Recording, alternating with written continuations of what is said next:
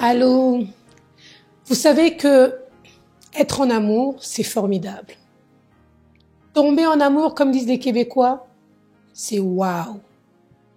Mais il y a plusieurs relations qui se sont tournées en drame.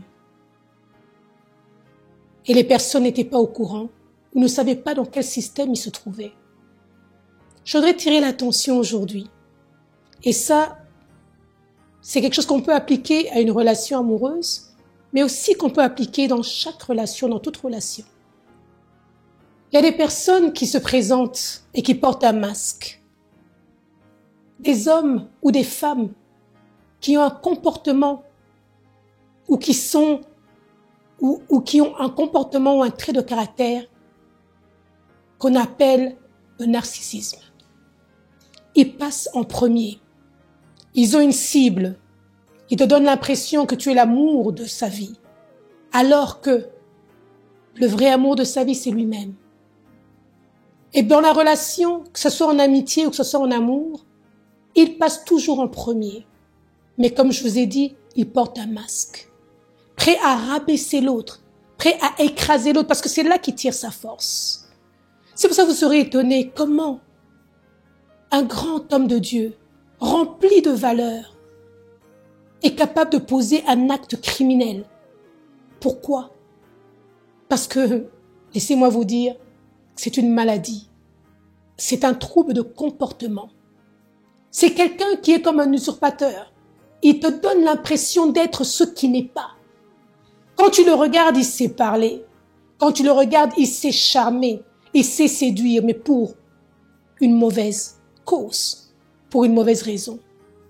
Et évidemment, la proie tombe sous son charme. Elle se laisse emballer parce qu'elle est éblouie. Mais cette maladie tue. Le narcissisme tue. Ce trouble de comportement tue. Combien de couples déchirés? Mais il y a une réponse. Si tu te retrouves parmi ces gens, si tu sais que c'est plus fort que toi, tu le sens, tu le vois, tu comprends, mais tu n'arrives pas à t'en sortir. Nous avons des psychologues, nous avons des agents qui travaillent dans la communauté, qui sont capables de t'aider ou qui sont capables de vous aider dans toute la discrétion.